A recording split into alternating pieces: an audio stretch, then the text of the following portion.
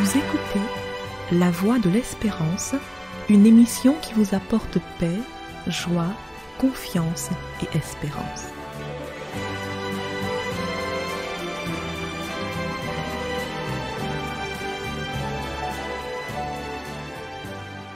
Bonjour la Guyane et bonjour à tous depuis la Guyane. Nous y sommes. Le week-end de la fête des mères est là. En réfléchissant, cette fête pourrait aussi s'appeler la fête du courage, car être mère est une tâche complexe et exigeante qui réclame beaucoup de courage. Pour certaines mères, les difficultés commencent dès les premiers jours de la gestation. La cohabitation est parfois difficile quand un petit être s'installe à l'intérieur de votre être pendant 9 mois. Ensuite, vient le temps de l'accouchement, une étape dans le parcours des mères que la médecine tente de rendre plus supportable, mais qui reste néanmoins une épreuve. En plus de l'angoisse que génère l'approche de l'accouchement, il y a aussi les douleurs physiques de la mère qui provoquent ses cris et en plus qui souvent provoquent l'évanouissement de bon nombre de pères qui pensaient être assez forts pour assister à l'accouchement. Dans le langage militaire, on dit souvent « soldat goumen, officier décoré », ce qui signifie « les soldats se battent, les officiers sont décorés ». Mais dans les salles de travail, à la maternité, on dit souvent « maman qu'a souffert, papa qu'a tombé ». Les mères souffrent, les pères ne supportent pas et tombent. Certains prennent quasiment la fuite avant même le début des contractions. Est-ce que Lady Diana avait raison quand elle disait que si les hommes devaient accoucher, aucun ne dépasserait jamais le premier enfant? Que les hommes qui auront le courage de discuter de cette question lèvent la main. Tout aussi exigeant est le temps de l'éducation, qui fait passer une mère par toutes les émotions, la joie, la fierté, la colère et surtout les inquiétudes. Être mère, c'est vraiment une responsabilité à temps plein.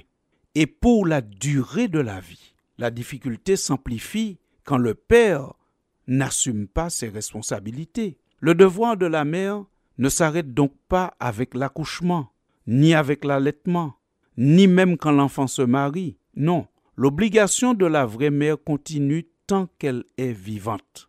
Ce n'est pas par hasard que tant d'artistes ont produit des œuvres pour rendre hommage aux mamans, même si pour certains, il a fallu, pour écrire ce genre de texte, sortir de leur registre habituel. C'est ainsi que le plus coquin des artistes antillais a chanté « Pas ni pli bon côté qui a qu'à maman. Qu'aille maman, c'est seul côté moins qu'a senti moins bien. Maman, toujours paré pour aider. » Il a dit, en somme, qu'il n'y a pas de meilleur endroit que chez maman et que chez maman, c'est le seul endroit où je me sens bien et que maman est toujours prête à aider. N'est-ce pas les hommes? Afin de permettre aux hommes de comprendre son amour, Dieu le compare à l'amour d'une mère.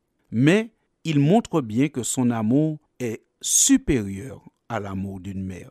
Par exemple, dans le livre du prophète Ésaïe, au chapitre 49, nous lisons ceci à partir du verset 13. « Cieux, manifestez votre joie. Terre, pousse des cris de joie.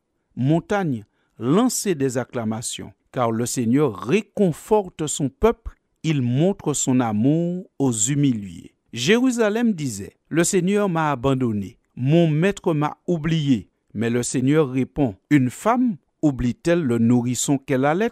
Cesse-t-elle d'aimer l'enfant qu'elle a porté? À supposer qu'elle l'oublie. Moi, je ne t'oublie pas. J'ai ton nom gravé sur les paumes de mes mains et l'image de tes murailles ne quitte pas mes yeux. » L'amour d'une mère est un amour déjà extraordinaire.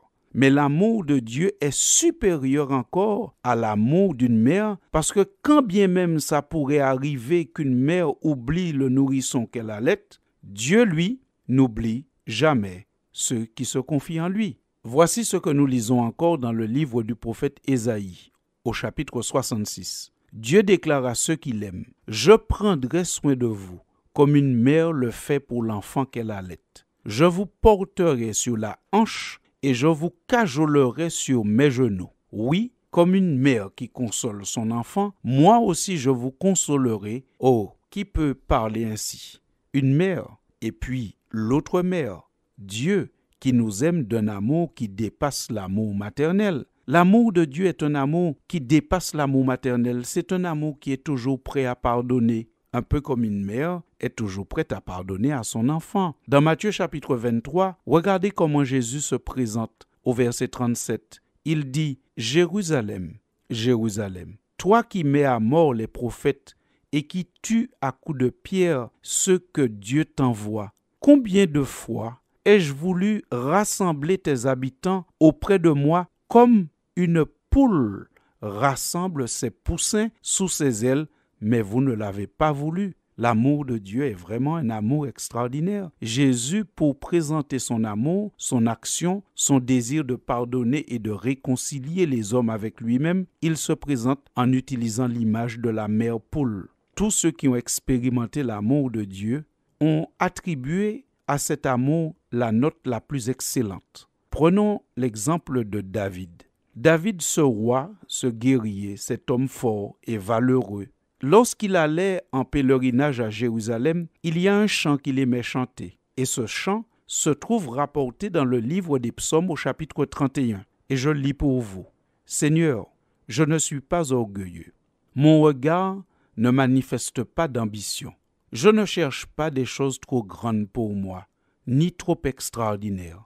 Au contraire, je reste calme et tranquille, comme un jeune enfant, apaisé près de sa mère. Comme cet enfant, je suis apaisé. N'est-ce pas merveilleux? N'est-ce pas merveilleux de voir comment un homme qui a expérimenté l'amour de Dieu se sent à côté de Dieu comme un enfant qui reste calme et tranquille, un enfant apaisé auprès de sa mère. C'est ainsi que se sentait le roi, le puissant guerrier David, lorsqu'il était auprès de son Dieu, lorsqu'il allait en pèlerinage pour rendre hommage à son Dieu. Dieu veut être l'autre mère. L'autre mère, peut-être que certains d'entre nous n'ont pas eu, parce que trop tôt décédés ou trop tôt partis. Dieu veut être l'autre mère, peut-être parce que nous avons eu une mère absente, une mère qui nous aurait peut-être oubliés. Dieu veut être l'autre mère, en plus de celle que nous avons déjà, qui est formidable. Mais Dieu veut être l'autre mère, la personne sur qui nous pourrons compter en permanence. Dieu veut être l'autre mère, la mère de toutes les mères. Et c'est ainsi que pour la fête des mères, nous disons bonne fête à toutes les mères. Et nous leur disons à toutes les mères, n'oubliez pas qu'il y a un Dieu dans le ciel qui aime mieux que toutes les mères. Heureux d'avoir partagé cette chronique avec vous. À bientôt, chers auditeurs. Maman, je t'aime, je t'aime, je t'aime, je t'aime, je t'aime, je t'aime, je t'aime, je t'aime, je t'aime, je t'aime, jolie maman. La maman que Dieu a voulu me donner, la maman que je dois accepter pour moi. Je lui dois respect, honneur, reconnaissance pour l'amour en Jésus qu'elle sait me donner.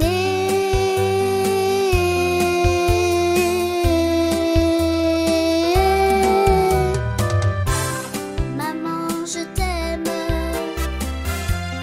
Maman, je t'aime.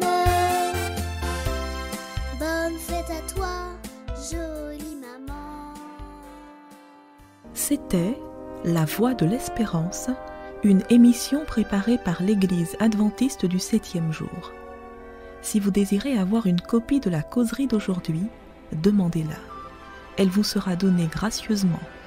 Écrivez à La Voix de l'Espérance, boîte postale 169 97 324, Cayenne, CEDEX, ou téléphonez au 0594 25 64 26.